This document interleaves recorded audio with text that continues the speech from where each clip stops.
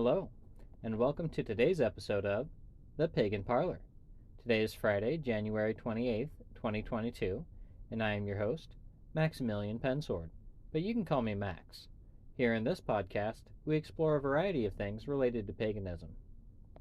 Now at this point, I would like to give a notice and reminder that paganism is a broad term that envelops many different pantheons and belief systems, and as such, this podcast will be focused on paganism as a whole, and not on any specific branch of it. Each episode contains a short lesson on a stone or metal, a pagan promotion segment, a story, myth, or legend, a segment I like to call Keeping Up with the Christians, which you will hopefully find amusing as well as informative on what the Christians are up to lately, and an audience Q&A segment. Now, since we're all busy people, we'll jump straight in with a quick ritual.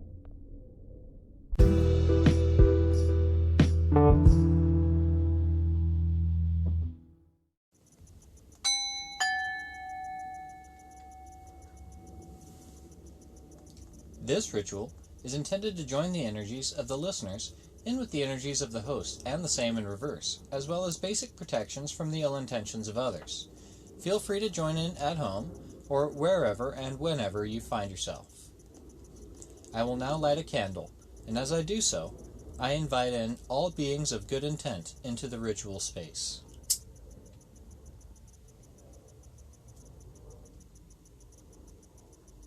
Humans, gods and goddesses, spirits and the fae, come and join together in good nature and to play.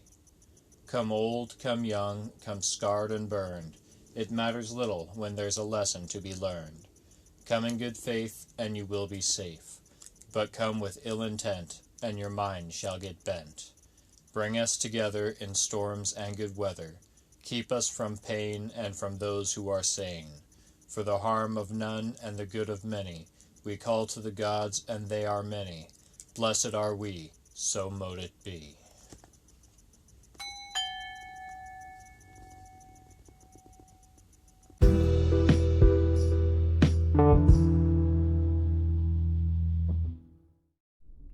This week, the stone selected for research by our designated stone researcher Kip from the Sorcerers Guild on Facebook is Moonstone.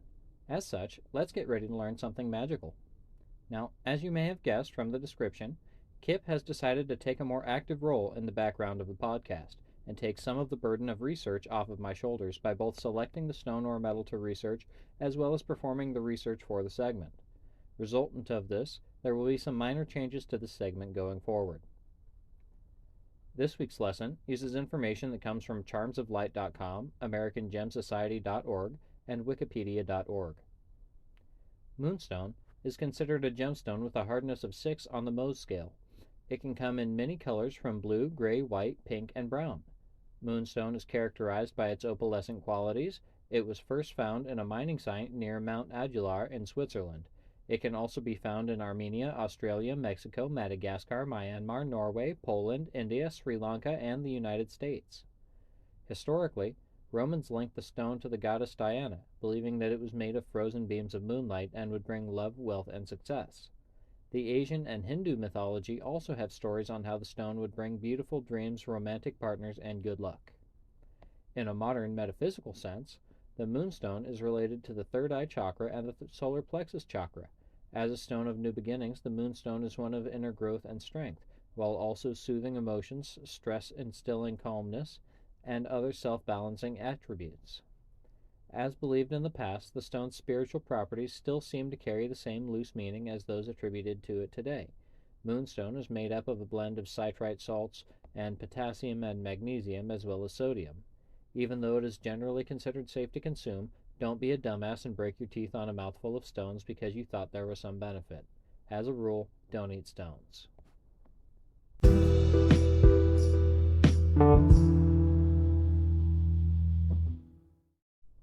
Next, we have our Pagan Promotions section.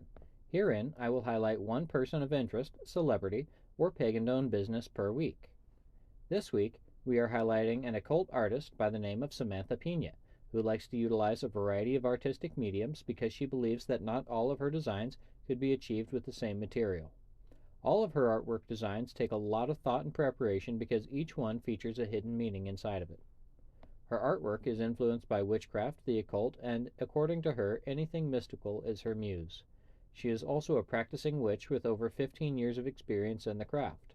She prides herself on her research and studies regarding the arcane, and including such topics as symbolism, herbal craft, sigils, potions, and the poison path, as well as some other traditional witchcraft subjects.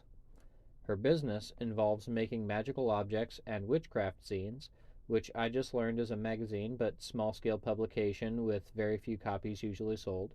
She sells handmade wands, jewelry, and hand-sculpted pendulum boards with crystal pendulums. She's also working on releasing an oracle deck. Links to her shop will be listed in the episode description, so be sure to check out her wares.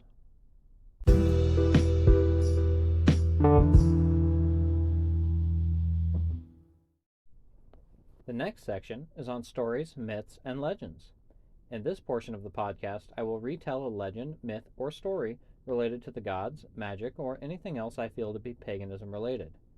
Today's story comes from brighthub.education.com and is from the Filipino mythology. Why does the Philippines have 10,000 islands? At the beginning of time, when there was only a single landmass between the great sky and the equally great water, a colossal prehistoric bird got bored of having circled around the same area for millions of years. It had tried several times to fly as far as it could in order to see what lay beyond the far horizons. However, the big bird always had to go back, because there was no other land to land on where it could rest its tired wings. One day, the bird came up with an idea. The devious bird told the water that the sky was mad at the way that the water kept on copying the sky's color. If it decided to be blue, then water also became blue. If the sky was clear and white, the water became clear and white as well. It claimed that the sky hated it the most when the water imitates even the sky's dark mood, because the water would also turn gray and murky. Water, of course, became indignant upon hearing this, and it heaved a deep breath, sending massive amounts of water up in the form of gigantic waves, high enough to reach into the sky and filling its clouds with water. Now the sky was confused at water's behavior, as it looked like the water was deliberately pelting the sky. Now the scheming bird went up to the sky and told it that the water was mad at the sky, because it always made the decisions on what color they would be. Even if water wanted to try other colors, the sky kept on reflecting itself onto the water's surface. The sky, of course, was so mad when it heard this that it let out loud roars of thunder and flashed lightning that hit not only water but also the landmass. It poured out all the waters carried within its clouds in a deluge, while the water continued to send massive waves at the sky. All this ended up weakening the landmass and making it softer as the sky and the water fought with each other. Soon, the great landmass started to break apart into smaller and smaller chunks, much to the delight of the big bird. The sky and the water saw what had happened, and they stopped fighting and tried with all their might to bring the pieces of the land back together, but it was too late. There were already over 7,000 pieces of land that were far too far away from the main mass of land. The bird, of course, finally got his wish of traveling beyond the horizons. That was the story of why the Philippines has 10,000 islands. Next week, we'll have a story from the Mesopotamian mythos, but for now, it's time to move on to the next segment.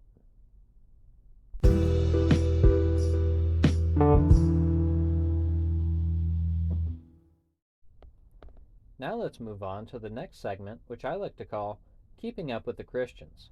In this segment, I take a look at what the Christians are doing lately and dissect it from a non-Christian's point of view.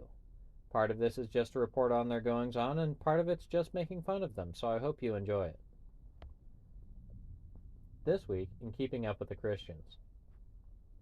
According to an article on ChristianHeadlines.com, a controversial pastor by the name of Greg Locke of the Global Vision Bible Church in Mount Juliet, Tennessee, has claimed that mental health issues such as OCD, obsessive compulsive disorder, as well as developmental exceptionalities such as autism, are a sign of demonic possession. He insists that these disorders don't actually exist because they aren't in the Bible, and a simple sign of people being demonized and in need of Jesus to save them. Now, in my opinion, when a preacher starts arguing with medical science with such arguments as they aren't in the Bible and people just say them to make themselves feel better, it hardly needs explaining why this guy is too dangerously stupid to be allowed to talk in front of other people. I mean, seriously, you're saying that all of these people that have something that requires special attention or care or medication just need an exorcism to be baptized and they'll be fine? You're going to cause so many people to suffer. In other news, according to an article on foxnews.com, a Georgia pastor and his wife by the name of Curtis Bankston and Sophia Sims Bankston have been arrested on and face charges for the false imprisonment of several people after the police discovered that they had multiple disabled individuals locked up in their basement in a sick form of unlicensed group home.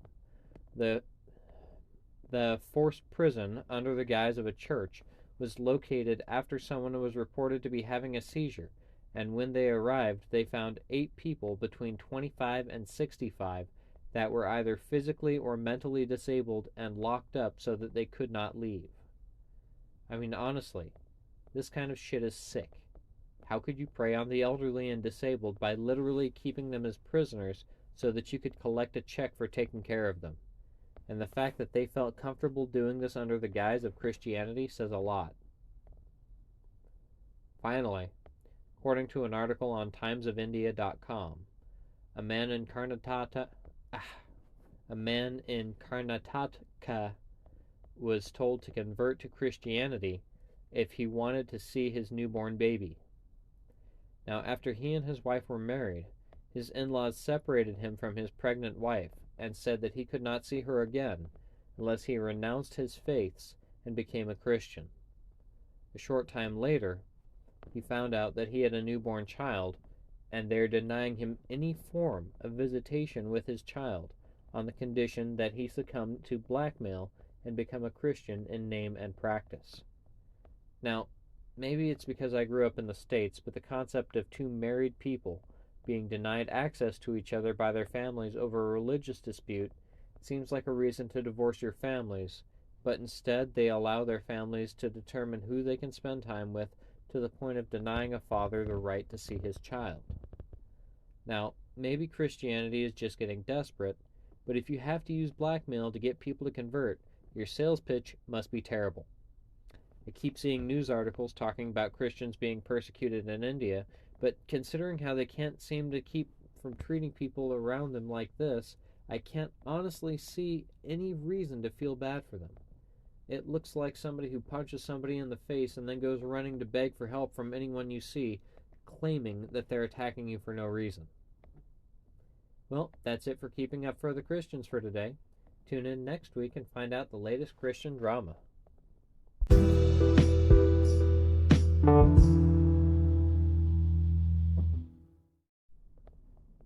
Now it's time for audience Q&A. This week, I did not receive any questions by email. To anyone who wants to chime in or ask any questions, if you want to ask questions, leave comments, suggestions, or send in content suggestions, or even just to send me death threats and hate mail because you're a butthurt Christian that can't stand to hear me talking smack about your religion, please feel free to send them in at paganparlor1313@gmail.com.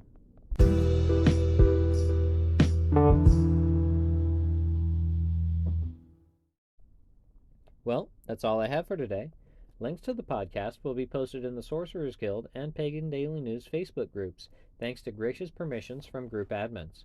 Also, if you haven't yet, make sure to check out the Pagan Parlor Facebook page and the Pagan Parlor Facebook group in order to stay up to date on current episodes and discuss their contents with current listeners as well as myself. Thank you for tuning into the Pagan Parlor. Finally, I'd like to say again that any questions, comments, suggestions, or death threats can be sent to paganparlor1313@gmail.com. That's PaganParlor 1313 at gmail.com. The whole of the law shall be do as thou wilt, but harm none. Blessed be, and don't forget to blow out your candles.